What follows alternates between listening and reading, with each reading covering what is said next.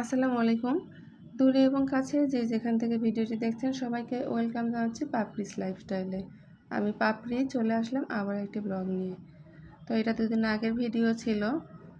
শুরু করেছি আমার বিজনেসটা দিয়েই। এখন আমের আচার আমি একটু রেডি করছিলাম ডেলিভারির জন্য। এটা 2 দিন আগের ভিডিও ছিল। তো আমের আচারের কালারটা ক্যামেরার মধ্যে কেমন যেন একটা আসছে। আসলে কালারটা কিন্তু এমন ছিল না বাস্তবে এতটা কালো।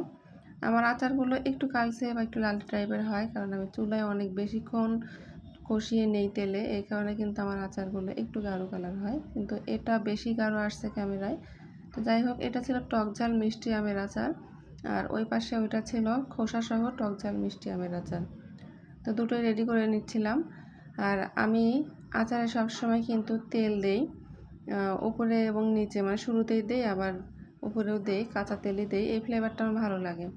এটা কিন্তু পাপড়ির আচার ঘরের স্টিকার। আমার আরেকটা পেজ আছে পাপড়ির আচার ঘর, যদিও ওখানে ওইভাবে টাইম দিতে পারি না। আমার সব বিজনেসটা কিন্তু আমি পাপড়িস লাইফস্টাইল থেকেই আমি করছি। তো আচার কিন্তু আমি সারা বাংলাদেশ ডেলিভারি দিয়ে থাকি। তো যাদের লাগবে প্লিজ পাপড়িস লাইফস্টাইলে অথবা পাপড়ির আচার ঘরে ইনবক্স করতে পারেন।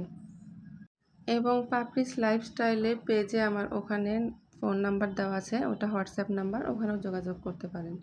তো আমি আচারগুলো রেডি করে রাখলাম। তারপরে ছিল আমার ফ্রোজেন আইটেম, চিকেন রোল ছিল আর চিকেন মোমো ছিল, সেগুলোও রেডি করে নিলাম।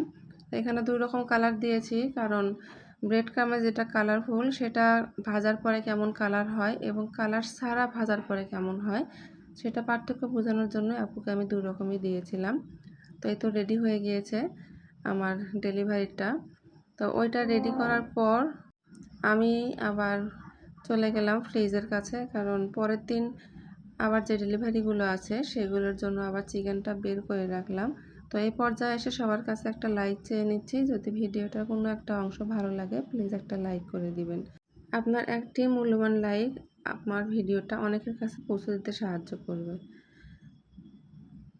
যারা ফেসবুক থেকে দেখছেন প্লিজ একটা ফলো দিবেন, আর যারা ইউটিউব থেকে দেখছেন এবং নতুন ভিজিট করছেন আমার চ্যানেলটা, প্লিজ একটা সাবস্ক্রাইব করে দিয়ে পাশে থাকা বেল আইকনটা প্রেস করে দিবেন, যাতে করে আমি যখনই কোনো ভিডিও ছাড়ি সঙ্গে সঙ্গে একটা নোটিফিকেশন পেয়ে যান।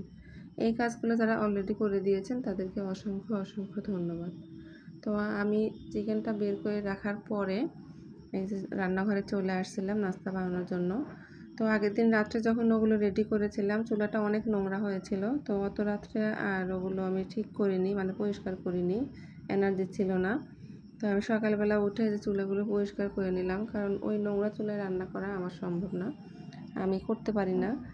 তো ওটা পরিষ্কার করে নিয়ে আমি এই যে সকালকার নাস্তা বলতে সেদিন করেছিলাম ভাত ভাজা।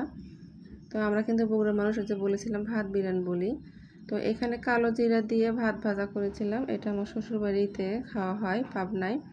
তো কে কে এভাবে খান বা কোন এলাকায় এইভাবে ভাত ভাজা খাওয়া হয় কালো জিরা ফোড়ন দিয়ে প্লিজ একটু কমেন্ট করে জানিয়ে যেতে পারেন। তো পেঁয়াজ মরিচ কিন্তু প্রথমে আমি একটু ভেজে নিয়েছি, মানে নরম করে নিয়েছি। এটা লাল করার পর কিন্তু কালো জিরা দিতে হয়, কিন্তু আমার তো সকালবেলা অনেক তাড়া থাকে প্লাস গ্যাসও ছিল না, এই কারণে লাল করতে পারিনি। তো একটু নরম হওয়া অবস্থাতে আমি মাঝখানে দিয়ে দিলাম ওই যে কালো জিরা, সেটা ফুটে ওঠার পর আমি হলুদ আর পরিমাণ মতো লবণ দিয়েছি, দিয়ে মরিচটা মানে পেঁয়াজটা ভালো করে আবার নাড়াচাড়া করে নিয়েছি। তো এই ভাত ভাজা কিন্তু শীতের দিনে বেশি মজা লাগে, তো গরমের মধ্যেও খাওয়া হয়, আমার হাজব্যান্ডের অনেক পছন্দ, আমার ছেলে মেয়েও পছন্দ করে।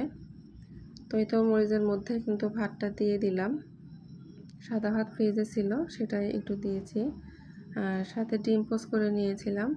তো আলহামদুলিল্লাহ মা মেয়ের কিন্তু এই ভাত ভাজাটা দিয়ে সকালকার নাস্তা হয়ে গিয়েছে। যদিও সকালে খাওয়াটা আমার জন্য অনেক টাফ হয়, আমি যখন স্কুলে যাই সকালে মোটামুটি আমি 1 কাপ চা খেয়ে যাই, না খেয়ে যাওয়ার মতোই, কিন্তু সেদিন মনে হলো একটু খেয়ে যাই। তো এই জন্য ভাত ভাজাটা করেছিলাম, মানে ভাত ভাজা খেতে ইচ্ছে হয়েছিল তাই আমি ভাত ভাজাটা করেছিলাম কালো জিরা দিয়ে। এই কালো জিরা ফোড়ন দিয়ে ভাত ভাজাটা আমারও একটু ভালো লাগে।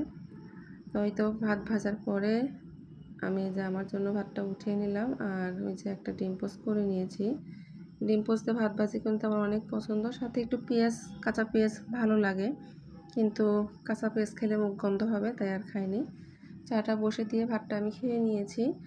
আর স্কুল থেকে আসার পরে এটা আবার নিয়েছিলাম ভিডিও, যেটা চিকেন বের করে গিয়েছিলাম সেটা হচ্ছে আমি ভাগে ভাগে মানে ভাগ করে নিয়েছিলাম। চিকেন ক্রিসপির জন্য এখানে বের করেছি কয়েক পিস, আর বুকের মাংস আলাদা করেছিলাম। আর ওই পাশে আছে হাড় হাড্ডি, যেগুলো গলা গিলা থাকে সেগুলো আলাদা করেছিলাম। তো গলা গিলার ওখান থেকে আমি আবার একটু রান্না করে নিয়েছিলাম দুপুরের জন্য। সেই দিনের রান্নাটা আলহামদুলিল্লাহ অনেক মজা হয়েছিল। জানি না কেন এটা মজা হয়েছিল, ওই যে কথাই আছে ঝড়ে বক পড়ে, তো সেই দিন মনে হয় ঝড়ে বক পড়েছিল। তো আমি খুবই অল্প সময়ে মানে অল্প টাইমে কিন্তু আমি এই গলা গিলা যেগুলো থাকে সেগুলো রান্না করি, কারণ পোলট্রি মুরগিটা এটা খুব একটা খেতে পারি না, ভালো লাগে না। তো অনেক দিন পর মনে হলো একটু রান্না করেই দেখি কেমন হয়, যেহেতু অনেক দিন পর কোনো জিনিস খেলে মনে হয় ভালো লাগে, তাই করেছিলাম ঝাল টাল অনেক চওড়া করে দিয়ে। তো আলহামদুলিল্লাহ বেশ ভালো হয়েছিল খেতে। তো সাথে করেছিলাম একটু বেগুন পোড়া ভর্তা। তো একটু তেল মাখিয়ে নিলাম, সরষের তেল, আর একটু কেচিয়ে নিয়েছি, তাহলে ফুটবে না। তো ভিডিও শেষ পর্যায়ে চলে আসছি, সবাই ভুল ত্রুটিগুলো মার্জনা করবেন, অনেক ভুল ত্রুটি আছে। সবাই ভালো থাকবেন, সুস্থ থাকবেন। আল্লাহ হাফেজ, আসসালামু আলাইকুম।